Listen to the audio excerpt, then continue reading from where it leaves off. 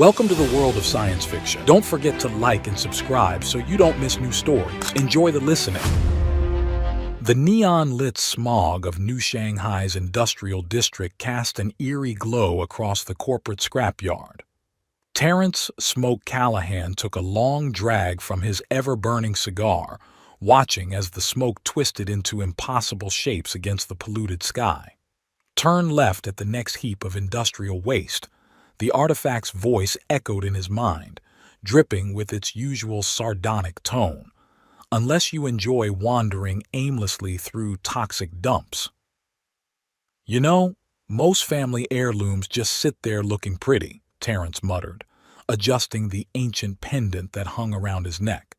They don't typically give running commentary. Most family heirlooms aren't Caldwell artifacts.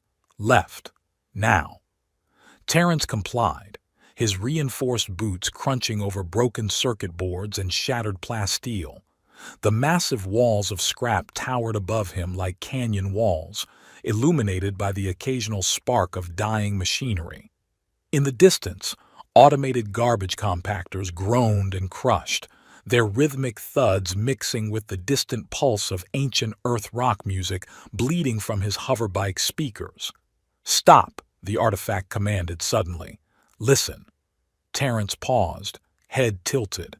Through the industrial cacophony he caught something else, a muffled cry, distinctly organic among the mechanical sounds. "If this is another one of your wild goose chases," he started. Quiet. The cry came again, weaker this time. Terrence moved toward the sound, his coat sweeping aside debris as he navigated through the narrow paths between towering scrap piles.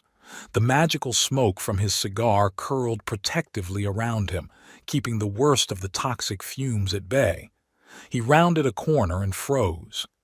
In a small clearing formed by collapsed machinery, a young woman lay trapped beneath a massive sheet of metal.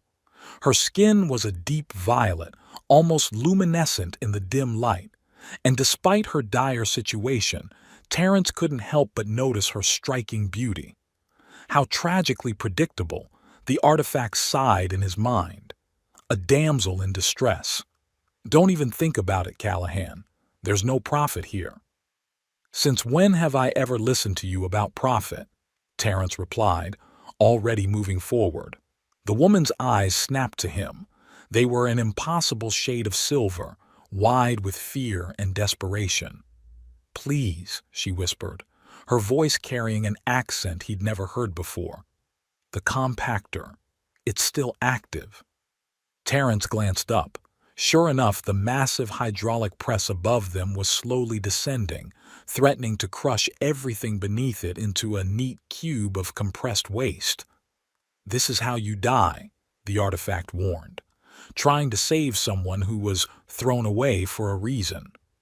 "Well," Terrence said, pulling out a neural disruptor from one of his many coat pockets, "guess I'll die looking damn good doing it." He aimed at the compactor's control panel and fired, sending arcs of blue electricity dancing across its surface. The machine shuddered but didn't stop. "You'll need my power for this," the artifact said smugly. "Are you prepared to pay the price?" "Name it. You'll owe me a favor. No questions asked, no refusals permitted." "Deal." The word had barely left his mouth when power surged through him, making his cigar flare bright blue. The smoke around him solidified into tendrils of force that wrapped around the metal pinning the woman down. "This might hurt," he warned her, then heaved. The metal shrieked as it lifted, and the woman scrambled free just as the compactor slammed down behind her. She collapsed against him, trembling. Up close, her beauty was even more striking: high cheekbones, full lips, and those extraordinary silver eyes.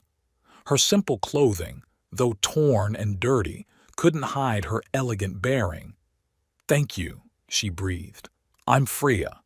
"Terrence Callahan," he replied, steadying her. "Though most people call me Smoke."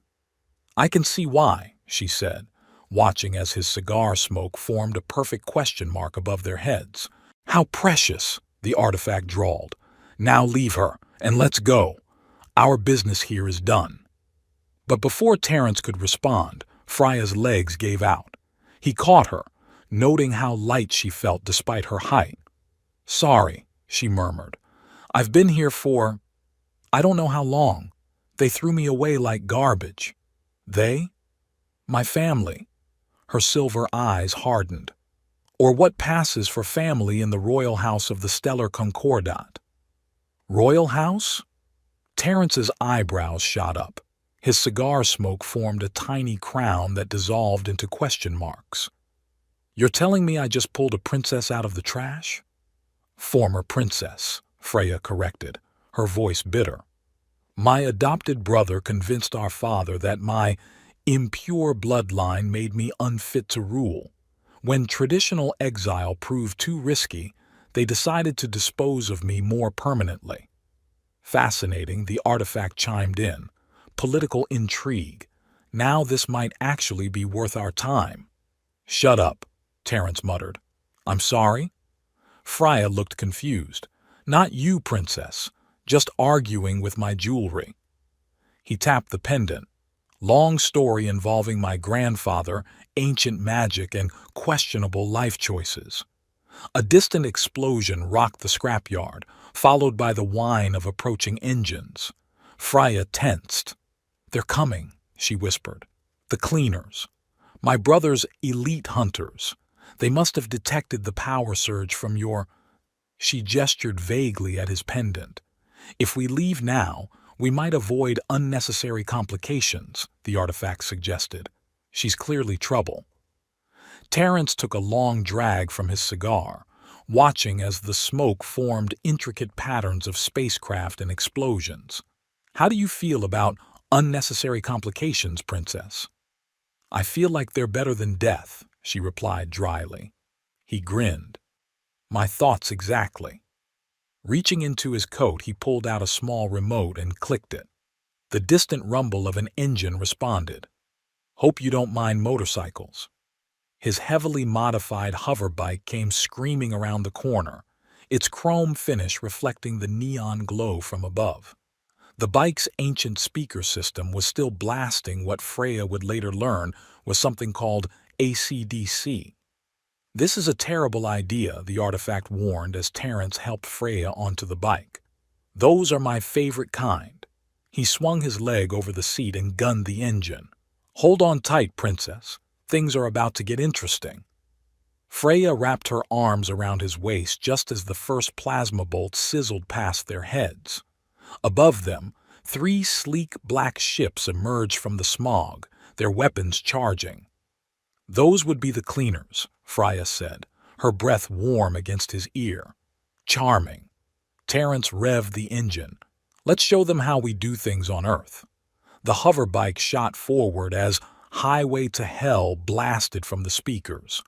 Terence wove through the scrapyard's narrow passages, the bike's anti-grav systems allowing them to ride up vertical walls of debris when necessary. Plasma bolts turned junk into molten slag around them. "Left," the artifact commanded. "No, your other left, you fool." "Backseat driving from a necklace," Terence grumbled, but followed the instruction, narrowly avoiding a blast that would have taken off his head. "Any other helpful suggestions?" "Yes. When we die horribly, I'm going to say, 'I told you so.'"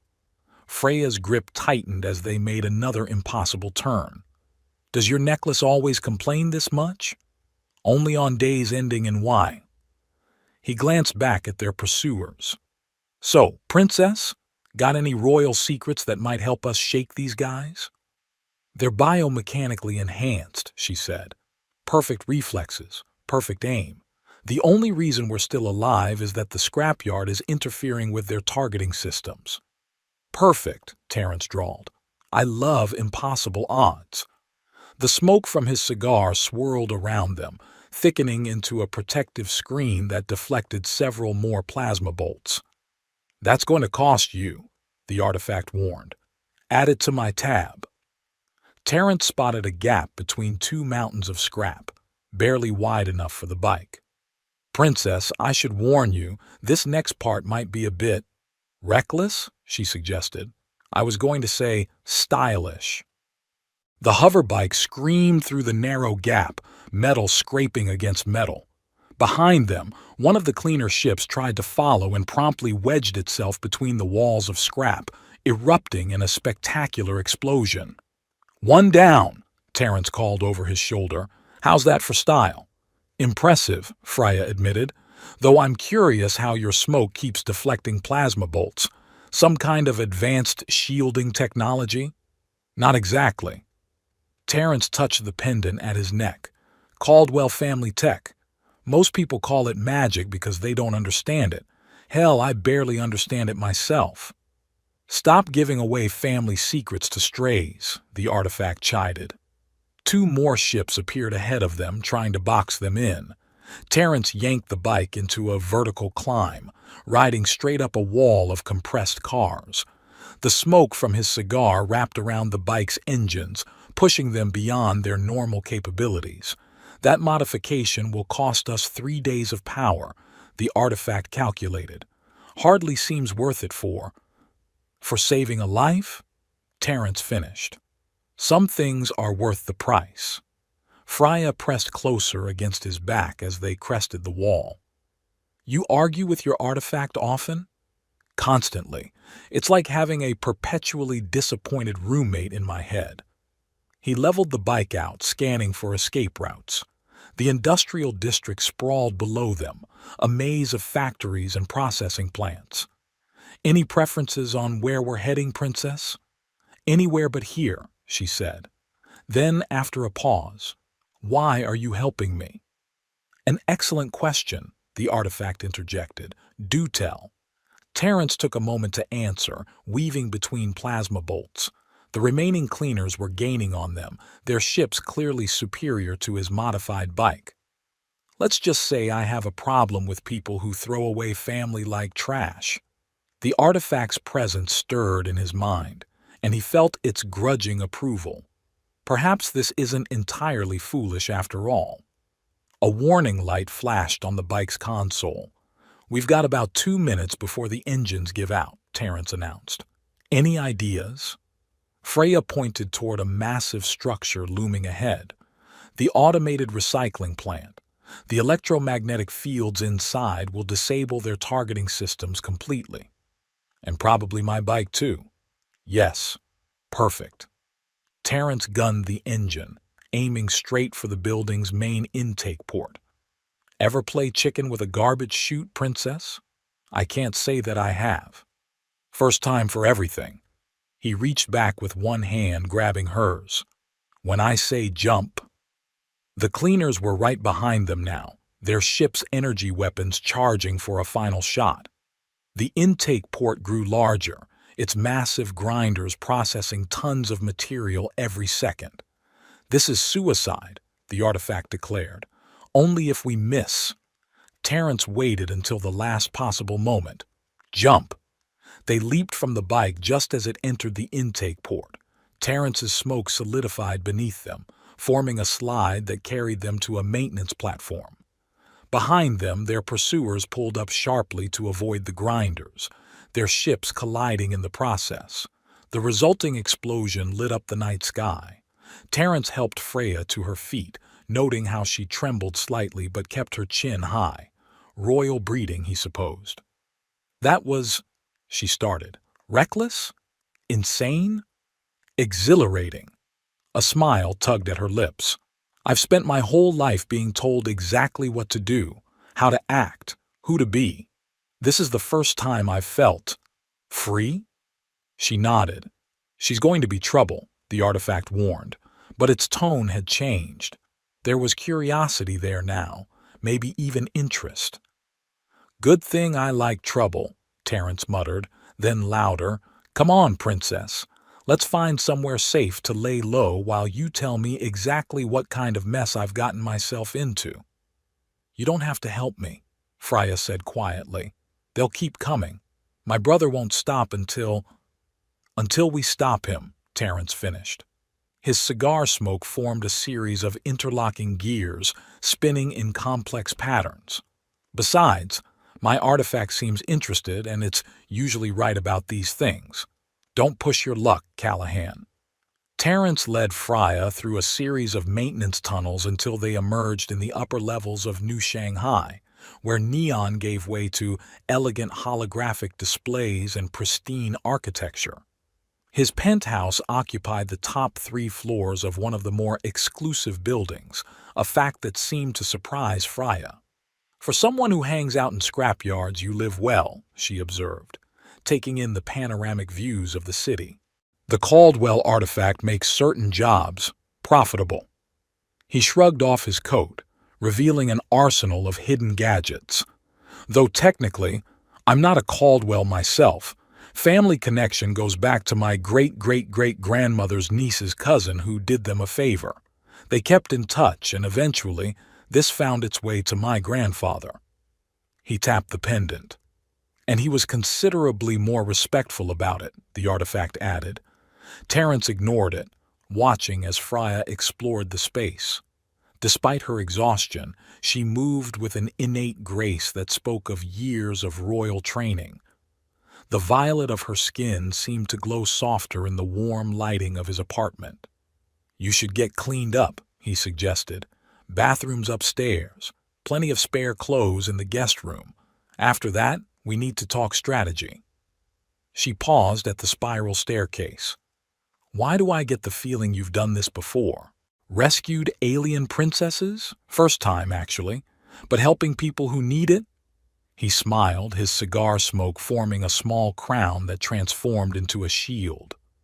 "Let's just say it's become something of a specialty."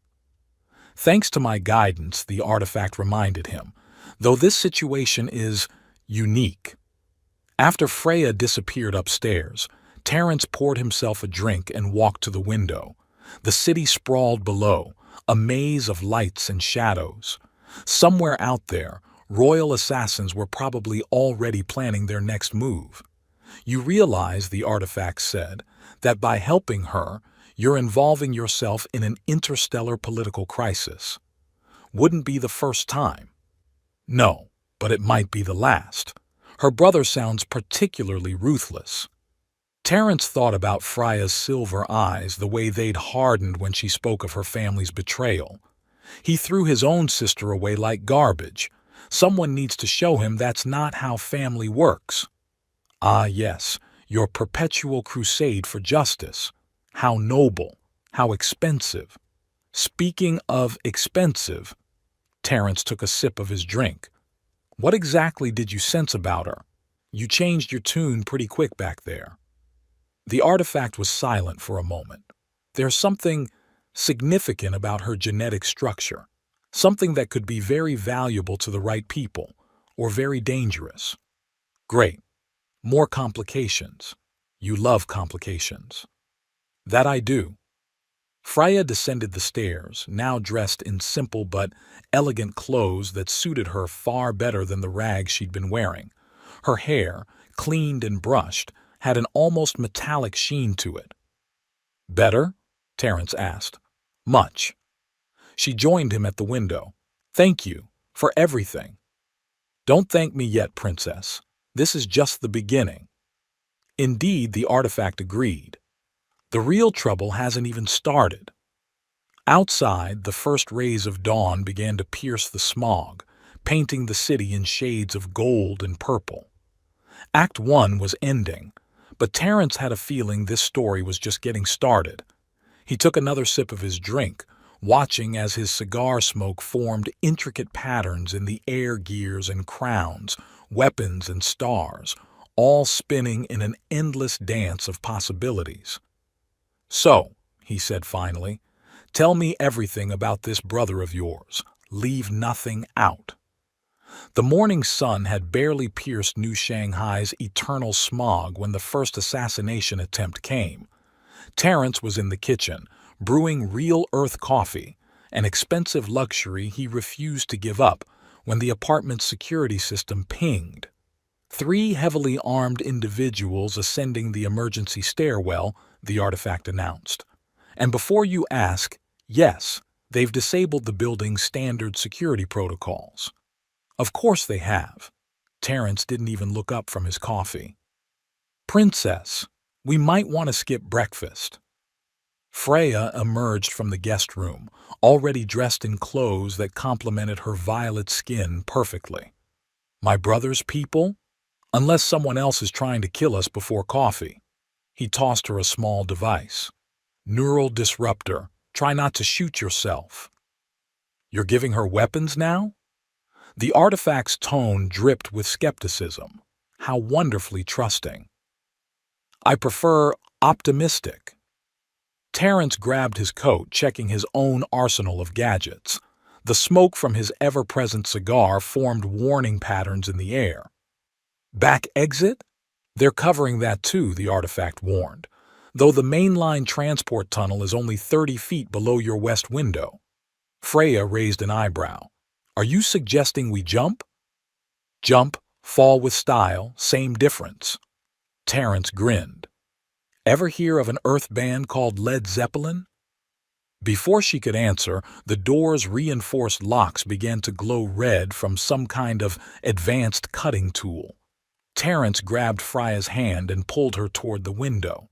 With his free hand, he tapped his wrist computer, and suddenly the apartment was filled with the opening riffs of Immigrant Song. Seriously? Freya asked as the window dematerialized. Trust me, princess, everything's better with a soundtrack. They jumped just as the door exploded inward.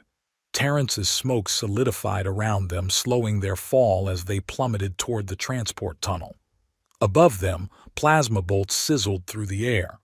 This would be easier if you'd let me take full control, the artifact suggested. Last time I did that, I woke up in a pleasure den on Mars with no memory of 3 days and a marriage certificate to a sentient AI. What? Freya shouted over the wind. Long story. Brace for impact. They crashed through the tunnel's emergency access panel, landing on top of a passing cargo train. The magnetic field hummed beneath them as they scrambled to their feet. Well, Freya said, brushing herself off, that was certainly more exciting than breakfast. Terrence caught himself staring at how Freya's hair whipped in the wind, the metallic sheen catching the tunnel's emergency lights. She noticed his gaze and smiled. A real smile, not the diplomatic one she'd shown before. See something you like, Smoke? Oh, wonderful, the artifact groaned. Now she's flirting. Just admiring the view, princess. He winked, then turned serious as his cigar smoke formed warning patterns. Company coming. 3 o'clock. A sleek combat skimmer was approaching fast, its weapons already deploying. The artificially augmented cleaners inside wore expressionless masks, their movements unnaturally precise. Any more tricks up your sleeve? Freya asked, gripping the neural disruptor. Always. Terrence touched the pendant, though they usually come with a price. Indeed, this will cost you 2 days of cognitive enhancement. Deal. Power surged through him as the artifact activated. The world seemed to slow down, combat calculations flooding his mind. His smoke spread out, forming a shield just as the first volley of plasma bolts struck. Stay close to me, he told Freya, and try not to fall off. Is that likely? Given how my days usually go, definitely. They ran along the top of the train as more skimmers joined the pursuit. Freya proved surprisingly agile, matching his movements with a grace that seemed almost practiced. Too practiced, perhaps, but Terrence was too busy staying alive to dwell on it. The girl moves like she's had military training, the artifact observed. Everyone has secrets, Terrence muttered, then louder. Freya, when I say now, shoot at that power coupling. She raised the disruptor, her aim steady. The train was approaching a junction where multiple tracks merged. Above them, maintenance robots scuttled across the ceiling like mechanical spiders. Now! Freya's shot hit perfectly, causing a cascade of electrical failures. The junction's magnetic fields went haywire, sending nearby skimmers spinning out of control. Terrence grabbed her around the waist as their own train car began to tilt. Hold on! They leaped to an adjacent track just as their train derailed, creating a spectacular crash that blocked their pursuers. They landed hard on another cargo container, rolling to a stop with Freya on top of him. "Nice shot," he said, suddenly very aware of how close she was. "Nice catch," she replied, making no immediate move to get up. Her silver eyes seemed to sparkle with something more than just adrenaline. "If you two are quite finished," the artifact interrupted, more hostiles approaching from the north tunnel. Freya rolled off him gracefully, but her hand lingered on his chest for a moment longer than necessary. "Does it always have such terrible timing?" "You have no idea." Terrence stood, offering her his hand. "Ready for round two?" She took it, squeezing slightly. "With you?" "Always." "Oh, this is going to end badly," the artifact predicted. But watching Freya check her weapon with practiced ease, her violet skin glowing in the tunnel's emergency lights, Terrence found himself not caring about the consequences. Maybe it was time to break a few more rules. Hours later, they found refuge in one of Terrence's safe houses, a luxurious apartment overlooking the neon canyons of New Shanghai's entertainment district. Ancient rock music played softly in the background as they nursed their wounds and their drinks. "Earth music," Freya said, swirling her glass of expensive scotch. "It's so primal, raw, nothing like the sterile compositions we have at court." "That's why I love it." Terrence watched her move to the beat of Sweet Emotion. "It's real, messy, human." Speaking of messy, the artifact chimed in, "Your heart rate is elevated." "Shut up," he muttered. Freya turned to him, moonlight catching the silver in her eyes. "Your artifact giving you trouble again?" "Always." He stood, moving closer to her. "It doesn't approve of distractions." "Am I a distraction?" She closed the distance between them, her violet skin almost luminescent in the city's glow. "This is extraordinarily unwise," the artifact warned. But for once, Terrence wasn't listening. Freya's lips met his, and the world seemed to fade away. His cigar smoke swirled around them, forming intricate patterns of hearts and stars that neither of them noticed. Later, tangled in silk sheets, Freya traced the scars on his chest. "Tell me about this one." "Plasma burn. Marseille job went bad." "And this?" "Cybernetic assassin. She didn't take rejection well." Freya laughed, the sound making his heart skip. "You live quite a life, Smoke." "Better with you in it, princess." She stiffened slightly at that, but he was already drifting off, the day's exertions finally catching up to him. The artifact's warnings became distant whispers as sleep took him. Hours later, in the darkest part of night, Freya carefully extracted herself from his arms. She stood watching him sleep for a long moment, conflict clear on her face. "I'm sorry," she whispered, reaching for the pendant around his neck. "I never meant to. This wasn't supposed to be real." "I knew you'd betray him," the artifact said in her mind as she lifted the chain. "You're not the first to try. And I won't be the last." Her hands trembled slightly. "But I have my reasons." "Don't we all?" She dressed quickly, silently, years of training evident in every movement. At the door, she paused for one last look at Terrence's sleeping form. The first rays of dawn were starting to pierce the smog, painting him in soft gold. "Goodbye, Smoke," she whispered. "I wish." But she didn't finish the thought. When Terrence woke an hour later, she was gone. And for the first time in years, his neck felt impossibly light without the artifact's familiar weight.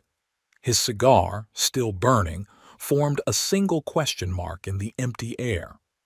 Terrence stood at the window, watching the sunrise paint New Shanghai's skylines in shades of betrayal. The absence of the artifact's voice in his head felt like a fresh wound, but not as deep as the one Freya had left. His wrist computer chimed with an incoming message. The holographic display showed a familiar face, his old contact in the city's underground. "You look like hell, Smoke," the man said. "Thanks, Yoon. Any news?" "Your purple girlfriend was spotted boarding a private shuttle, high-end district. But here's the weird part. She didn't head for the orbital ring. Shuttle went groundside, headed for the old industrial sector." Terrence's remaining cigar, the last one that would ever burn with supernatural fire, created a map in the smoke. "She didn't go back to her brother." "Nope. And word is, there's a price on both your heads now. Someone's very unhappy she didn't complete her mission." Her mission. The words tasted bitter. How long had she been playing him? From the first moment on that scrapyard, or had something changed along the way? He remembered the tremor in her voice last night, the hesitation in her goodbye. "Send me the coordinates, Yoon." "You're going after her? Even without your—" Yoon gestured vaguely at his neck. "She took my artifact, not my brain." Terrence grabbed his coat, checking his remaining weapons. "And I want answers. Your funeral, buddy." Yoon's hologram flickered. "But hey, if you survive, you owe me a drink." The message ended, leaving Terrence alone with his thoughts and the fading echo of last night's music. Without the artifact's power, he felt normal, vulnerable, human. But maybe that's what he needed to be right now. He stepped onto his balcony, looking toward the industrial sector where Freya had disappeared. Somewhere out there, she was wrestling with her own demons, her own choices. And whatever game she was playing, whatever truth lay behind her betrayal, he was going to find her. Not for revenge, not for the artifact, but because in the end, family, even the kind you choose for yourself, doesn't throw each other away. The last wisps of magical smoke from his cigar formed a final shape, a broken heart reforming into a question mark. Act 2 was ending. The real battle was about to begin. The artifact hung heavy around Freya's neck as she stared at the holographic message from her brother. His face, perfect and cruel, filled the dingy room she'd rented in New Shanghai's lower levels. "You're testing my patience, sister," he said, his aristocratic accent making the threat sound almost elegant. "The artifact should have been in my hands days ago. Valix, shall I send you a recording of little Nea? She's been asking for you, though lately her voice has grown so weak." Freya's fingers clutched the pendant. "Don't, please. I have what you want. I just need time to—" "Time?" Valix laughed. "Mother and father's life support systems are quite expensive to maintain. Such delicate machinery, accidents happen. You promised they'd live. Then stop stalling." His image flickered. "Bring me the artifact or watch our family die. Your choice, sister dear." The transmission cut off, leaving Freya alone with her tears and the artifact's unexpected voice in her mind. "Your brother is quite the charmer," it observed dryly. "Stay out of this," she whispered, wiping her eyes. "You don't understand. On the contrary, I understand family manipulation quite well. The Caldwells perfected it over centuries. Then you know why I had to take you from him." She touched the pendant, remembering Terrence's sleeping face. "Why I have to do this? Do you? There are always choices, Freya, even when there appear to be none." Meanwhile, across the city, Terrence stood in his weapons vault, loading up on non-powered gadgets. His neck felt exposed, vulnerable. 10 years of having the artifact's voice in his head, and now, silence. "First time for everything," he muttered, checking his neural disruptor's charge. The weapon seemed smaller somehow, less potent without the artifact's enhancement. His wrist computer beeped. Yoon's tracking program had found something. A ticket purchase for a luxury starliner bound for the stellar Concordat. Passenger manifest listed one Violet Smith. "Really, princess?" He smiled despite himself. "That's the best alias you could come up with?" The luxury starliner, celestial dream hummed with aristocratic energy. Freya moved through the first-class cabin, the artifact a constant weight against her chest. Her brother's threats echoed in her mind, mixing with memories of Terrence's touch. "He's following us, you know," the artifact said suddenly. "What?" Freya nearly dropped her drink. "How can you—" "I was bound to him for 10 years. I can sense him. Third deck, maintenance corridor. He's quite resourceful without my help." Her heart raced. "Why are you telling me this? Because unlike your brother, you actually care about others. It's refreshing." Before she could respond, strong hands pulled her into a service alcove. She found herself pressed against a familiar chest, looking up into Terrence's hard eyes. "Hello, princess," he growled. "Missing something?" His hand wrapped around the pendant at her throat. For a moment she saw real hurt behind his anger. "Terrence, please!" She choked back a sob. "Just kill me, but save them. Save my family." "Your family?" His grip loosened slightly. "What are you talking about?" Perhaps the artifact spoke to both of them now. We should all have a conversation about the true nature of family. Terrence's eyes widened at the familiar voice. "You're talking to her? She's worthy of it. As are you. Both broken, both betrayed, both trying to protect what matters." The artifact shared Freya's memories with Terrence Valix's coup, her parents' imprisonment, little Nea's tears. In turn, she felt Terrence's pain at her betrayal, his determination to find her not for revenge, but because he couldn't bear to lose someone else. "You should have told me," he said softly, wiping a tear from her violet cheek. "I couldn't risk their lives. I couldn't risk you." "Foolish girl." He pulled her close. "That's exactly why you should have trusted me." "If you two are quite finished with the dramatics," the artifact interjected, "shall we discuss how to deal with your homicidal brother?" Terrence's familiar smirk returned. "I might have an idea about that." The royal palace of the Stellar Concordat gleamed like a twisted crystal against an alien sky.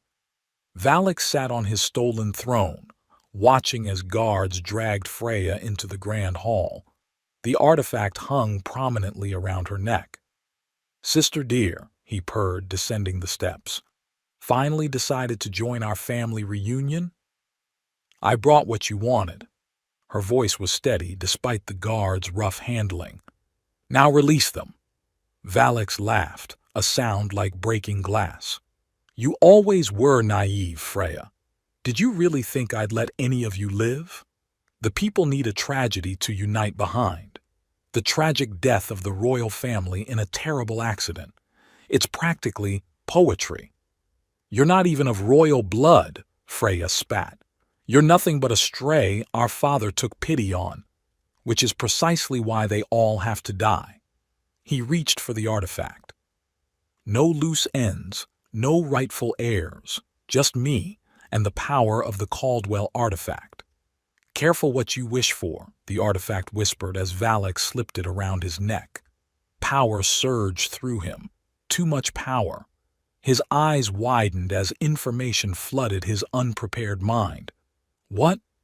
What is this?" "Fun fact about Caldwell Tech." Terrence's voice echoed through the hall as he decloaked behind the throne. "It chooses its wielder, and it really doesn't like entitled brats who hurt their family." Valix screamed as the artifact overloaded his neural pathways.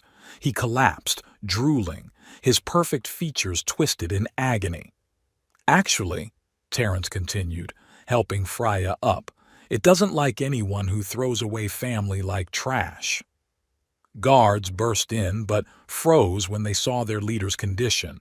Freya stepped forward, every inch a princess despite her ordeal. "Your true heir stands before you," she declared, "and I'm done being thrown away." "Well said," the artifact chimed in, returning to its place around Terrence's neck.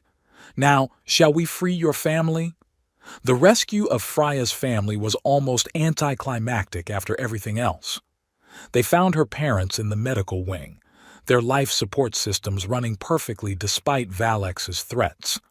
Little Naya, far from being tortured, had been kept in luxurious quarters. Valex's one small mercy, perhaps. Sister! The young girl launched herself at Freya, her own violet skin a shade lighter. I knew you'd come back. Always, Freya whispered, holding her tight. I'll always come back for you. Terence watched from the doorway, the artifact unusually quiet around his neck. You're thinking sentimental thoughts, it finally said. Shut up. Make me. 3 months later, the palace had transformed. Gone were the austere protocols and rigid hierarchies. Earth music echoed through ancient halls, and the throne room had become a place of actual governance rather than mere ceremony. Terence stood on a balcony, watching twin moons rise over an alien world. His cigar smoke formed elaborate patterns in the purple-tinged air. Credit for your thoughts? Freya appeared beside him, wearing her crown with the same casual grace she wore everything else. Just thinking about family, he said. The ones we're born with, the ones we choose, the ones that talk back. She tapped his pendant with a smile. I take offense at that, the artifact grumbled. You take offense at everything, they said in unison, then laughed. Freya leaned against him and Terence wrapped an arm around her waist. Below them, the capital city sparkled like scattered stars. You know, he said, most guys just get a ring when they propose. I had to help overthrow a government. Are you complaining? Nah, he grinned, just thinking it makes a better story. Speaking of stories, the artifact chimed in. Shall we tell her about that marriage certificate to the AI on Mars? That, Terence said firmly, is a tale for another time. As they laughed together under alien stars, his cigar smoke formed one final shape, a perfect heart, unbroken and true. In the end, it wasn't about the artifact's power or royal bloodlines. It was about the simple truth Terence had known from the start. Real family, whether born, chosen, or mysteriously acquired through ancient technology, never throws each other away. And somewhere in the vast universe, an Earth song played on, echoing through the halls of a palace where a human legend and his alien queen had finally found their way home. Epilogue. 6 months later, New Shanghai's spaceport buzzed with its usual chaotic energy as a royal shuttle touched down. The crowd parted for 2 familiar figures, one violet-skinned and regal, the other in a black coat with ever-present cigar smoke swirling around him. Remind me why we're here again, Freya asked, dodging a cargo loader. Family business, Terence replied, touching the artifact at his neck. Yoon's getting married. To the AI from Mars, the artifact added dryly, the one you nearly married yourself. You're never going to let that go, are you? I still want to hear that story, Freya said, linking her arm through his. They made their way through the neon-lit streets, past holographic advertisements and street vendors. The city hadn't changed, but they had. Terence wore his power more easily now, and Freya carried herself with the confidence of a queen who had earned her crown. Yoon's wedding was being held in an ancient temple converted into a data center, the perfect blend of old and new for a human-AI union. As they took their seats, Terence's cigar smoke formed tiny wedding bells. By the way, Freya whispered during the ceremony, I have news. Yeah? She guided his hand to her stomach. The royal physicians confirmed it yesterday. Turns out human and concordant DNA are compatible after all. Terence froze. For once, even the artifact was speechless. Well, it finally managed. This should be interesting. Interesting? Terence grinned. This is going to be legendary. Above them, ancient Earth music played softly through quantum speakers, and the smoke from Terence's cigar formed a new shape, a tiny cradle, rocking gently in the air. The universe, it seemed, had a sense of humor after all. The end. Hey there, fellow cosmic travelers. Remember how Terrence always said everything's better with a soundtrack? Well, you've been the music to this story. Your imagination bringing these characters to life in ways I never could have alone. From New Shanghai's neon-lit streets to the crystalline palaces of the stellar Concordat, you were there, seeing through Smoke's eyes and feeling with Freya's heart. They say when you write a story, you piece together fragments of stardust and hope they shine. But you made them dance.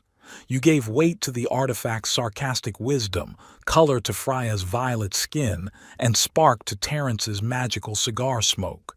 And like Yoon tells Terrence over drinks at that shady bar in the lower levels, the best stories aren't just told, they're shared. You shared this journey with these characters, through betrayals and revelations, from scrapyard rescues to royal redemptions. So here's my promise. Somewhere out there, in the vast expanse of imagination, Terrence is still arguing with his artifact. Freya is still rolling her eyes at both of them, and ancient Earth rock music is still echoing through alien halls. And maybe, just maybe, they're raising a toast to you. Keep looking up at the stars, folks. That's where the best stories hide. Catch you in the next adventure, your storyteller. P.S. The artifact insists I mention that any marriages to AIs are purely coincidental and should not be attempted without proper legal counsel.